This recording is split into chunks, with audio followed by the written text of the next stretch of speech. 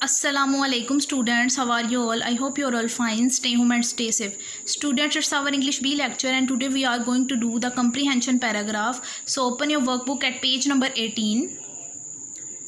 So मैं आपको बता दूं कि what is a comprehension paragraph. अब comprehension paragraph आपको एक पैराग्राफ दिया जाता है, आपने उस पैराग्राफ को अच्छे तरीके से पढ़ना होता है और फिर उसके बाद आप लोगों ने क्वेश्चंस के आंसर देने होते हैं अकॉर्डिंग टू द पैराग्राफ. ठीक है. To answer the question, you have to read paragraph very carefully. So let's start reading.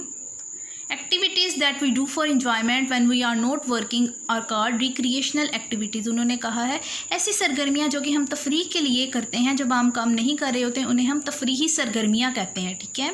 Playing is the most common form of relaxation for children. बच्चों के लिए तफरी करने की सबसे आम किस्म होती है खेलना, प्लेइंग. ठीक है. Every evening Feroz and his friends come to the play ground. Some children play cricket, others play football. हर शाम फेरोज और उसके दोस्त खेलने के मैदान में आते हैं. सम चिल्ड्रन, कुछ बच्चे क्रिकेट खेलते हैं और कुछ फुटबॉल खेलते हैं. ठीक है. Some children play hide and seek, कुछ बच्चे जो हैं छुपन छुपाई खेलते हैं. A few children play marbles as well, और कुछ बच्चे बंटे खेलते हैं. Some just sit under the tree and talk to friends, कुछ जो होते हैं दरख्त के नीचे बैठते हैं और अपने दोस्तों से बात करते हैं. Elders walk in the huge ground, walk in the huge ground, जो बड़े हैं वो बड़े से मैदान में फिरते हैं, वॉक करते हैं. A person who play sports professionally is called a sports person, ऐसा शख्स जो कि खेलें अपने पेशे के अतबार से खेलता है उसे हम स्पोर्ट्स पर्सन यानी खिलाड़ी कहते हैं. ठीक है. Now you have to answer the questions according to the paragraph. ठीक है. I have also mark the answers in paragraph. So first question, what is recreation, तफरीक किसे कहते हैं. ठीक है. आंसर मैंने ऊपर भी मार्क कर दिया, यहाँ भी मैंने लिख दिया. Activities that we do for enjoyment when we are not working are called recreation और recreational activities.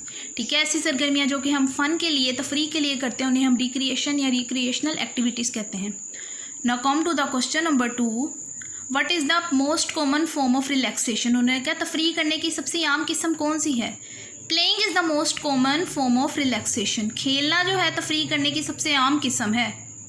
Come to the question number 3, why does Feroz and his friends come to the play ground. Feroz और उसके दोस्त खेलने के मैदान में क्या करने आते हैं, क्यों आते हैं. Feroz and his friends come to the play ground for playing, वो खेलने के लिए आते हैं. Okay.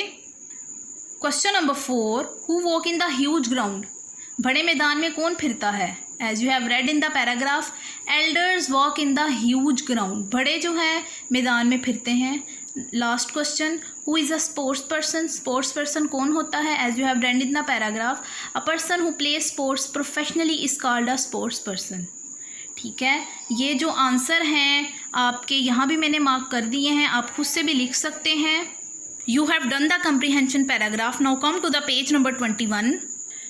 Now we are going to do the creative writing on my father. ठीक है. Open your book at page number 21.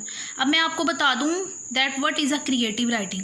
बेटा क्रिएटिव राइटिंग होती है कि आपको एक टॉपिक दिया जाता है, कोई भी, my father, my sister, my teacher, spring season, summer season, आपने उसके अकॉर्डिंग क्रिएटिव राइटिंग करनी होती है, खुद से लिखना होता है कि समर की क्या करेक्टरिस्टिक्स होंगी, विंटर की क्या करेक्टरिस्टिक्स होंगी. ठीक है. माई फादर, माई टीचर की क्या ट्रेड्स होंगी, क्या पर्सनैलिटी के बारे में होगा. ठीक है. क्रिएटिव राइटिंग होती है जो आप खुद से लिखते हैं. ओके. अब आपको कोई पॉइंट्स दे दिए गए हैं माई फादर के मुतल्लिक. देखें, लव फॉर अस, हॉबी, हमारे लिए प्यार, उनका जो है मशगला, प्रोफेशन, उनका शोबा, पर्सनैलिटी ट्रेट, उनकी शख्सियत, जनरल अपीयरेंस, आम हुलिया. ठीक है. आप फादर का टॉपिक दे दिया गया और उन्होंने बताया इनके ऊपर आपने क्रिएटिव राइटिंग करनी है. ठीक है. So let's start. आप खुद से भी कर सकते हैं और जो मैंने लिखवाई है आप वो भी कर सकते हैं. ठीक है. इस तरह आप शुरू करेंगे, my father name is dash, आप अपने फादर का नाम लिखेंगे, हर बच्चा अपने अपने फादर का नेम लिखेगा. अब आगे हम उनके प्रोफेशन के बारे में बताएंगे. He is a doctor by profession, वो पेशे के लिहाज से डॉक्टर हैं. आपके फादर जो भी प्रोफेशन, जो भी पेशा है आप वो लिख देंगे यहाँ. अब आ जाता है पर्सनैलिटी ट्रेट्स. ठीक है. उनकी शख्सियत के बारे में. अब आएगा उनकी जनरल अपीयरेंस के बारे में. ठीक है. He is very good looking and tall, वो अच्छे दिखने वाले और लंबे हैं. अब आ जाएगा पर्सनैलिटी ट्रेट के बारे में. He is very kind and gentle, वो बहुत नरम और रहमदिल हैं। ही ऑलवेज स्पीक्स ट्रूथ, वो हमेशा सच बोलते हैं। ही ऑलवेज हेल्प्स मी इन स्टडीज़, वो पढ़ाई में मेरी मदद करते हैं। अब आ जाएगा love for us. My father takes care of all the family members, मेरे अब्बू पूरे ख़ानदान का बहुत ख्याल रखते हैं। फिर आ जाएगी उनकी hobby. His hobby is gardening, उनकी जो मशगला है उनका वो गार्डनिंग यानी बागबानी करना है। I love my father very much, मैं अपने अब्बू से बहुत प्यार करता हूँ या करती हूँ। ठीक है, ये मैंने माई फादर के ऊपर क्रिएटिव राइटिंग की है। आप खुद से भी कर सकते हैं और ये भी लिख सकते हैं। ठीक है, कोशिश कीजिएगा आप खुद से करें, इन पॉइंट्स को जहन में रखें। ठीक है, आज का हमारा जो काम था वो इतना ही था। Till then take care of yourself very much. अल्लाह हाफिज़।